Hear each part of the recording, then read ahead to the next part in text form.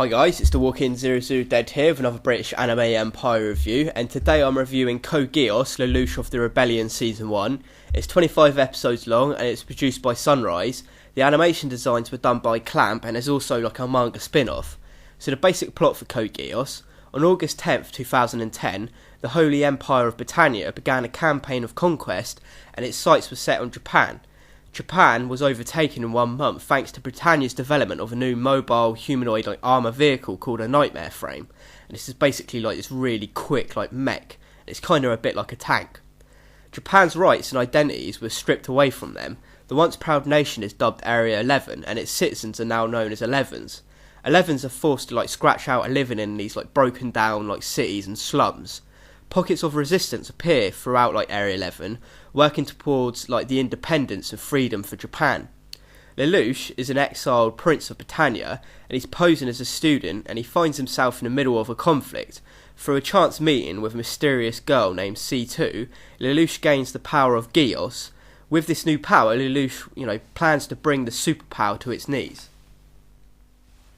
So, my review of Code Geass. Code Geass is an anime series, seeks to be, thought-provoking and imaginative, and I really feel that it achieves this.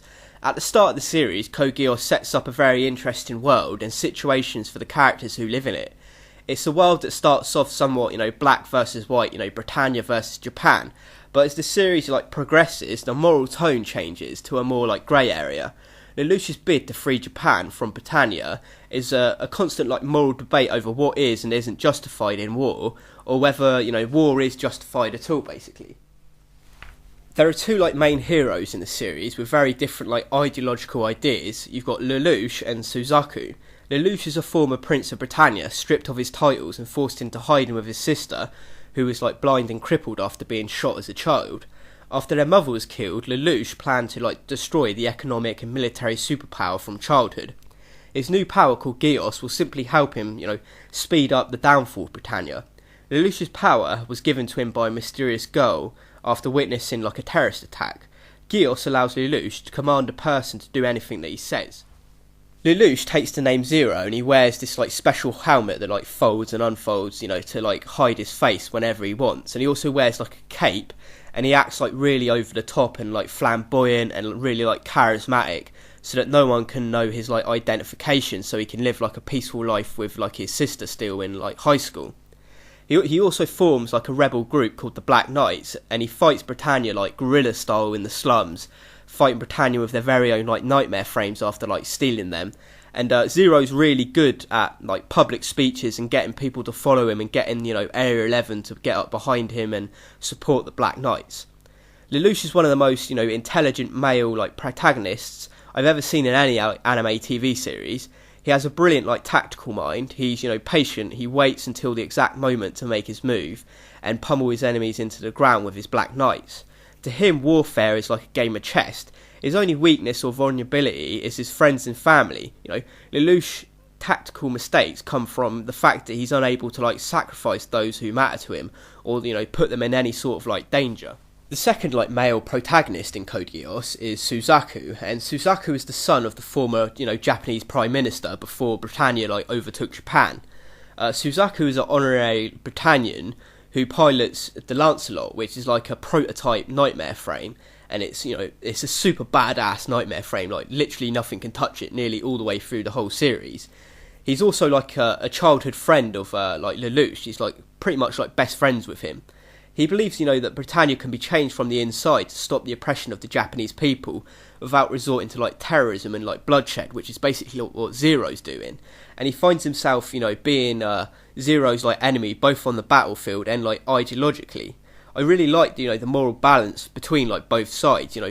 They're best friends, but on the battlefield they're bitter enemies, but they don't know that they're best friends at the same time. And I thought that was really cool. But both sides do end up being a bit of hypocrites on their ideals.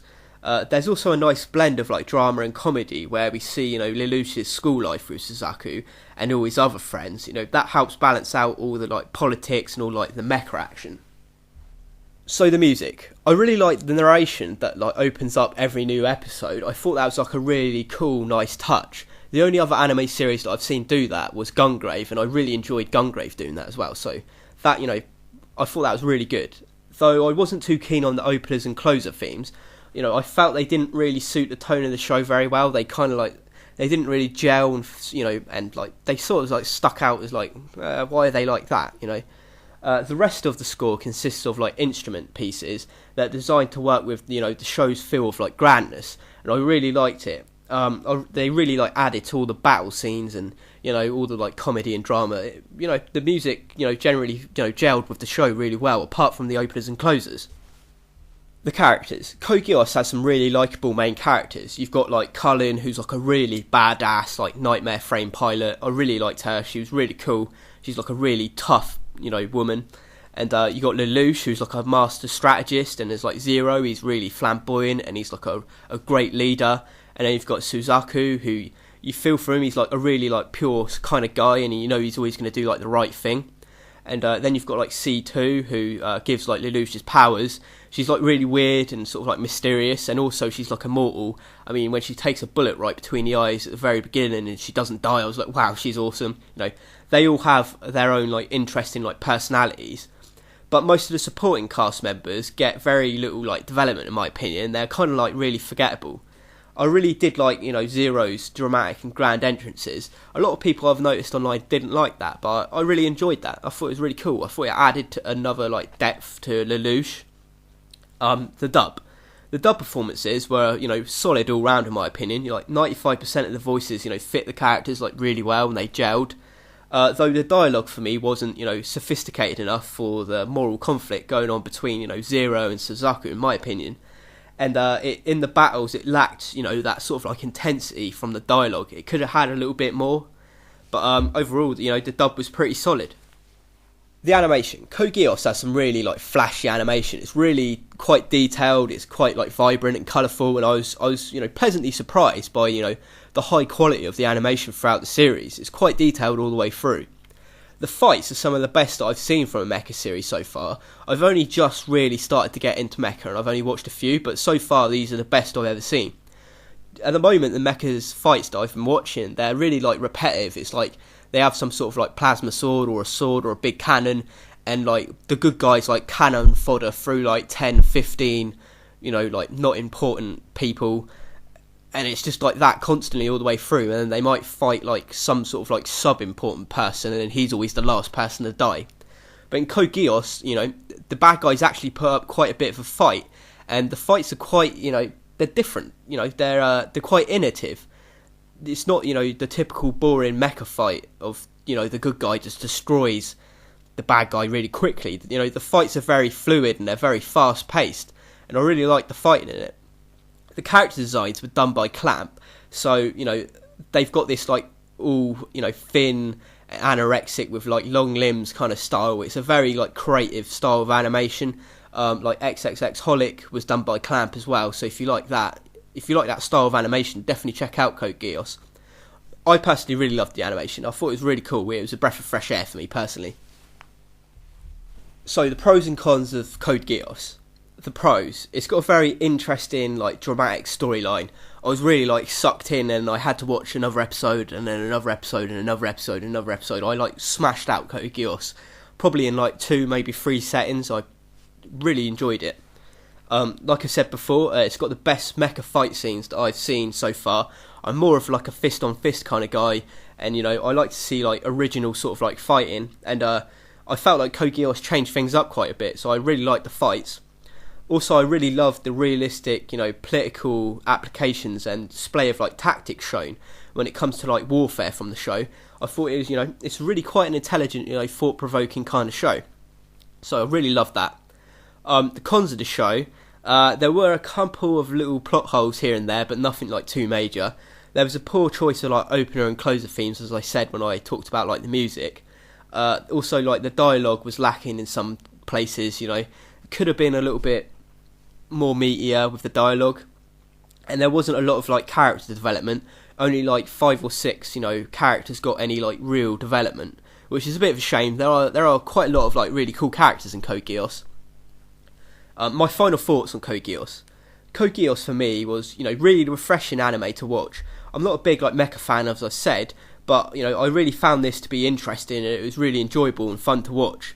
The show, you know, still has its flaws, but you know, it's still a brilliant show with, you know, some really good like twists in the storyline, and you know, it ends with a lot of like cliffhanger endings, and like the ending to season 1 is like a massive cliffhanger, which is, it sucks because over here in the UK, you know, Code Geass R2 is out of print, and it's really going to be difficult to get hold of it, and I really want to watch that second season.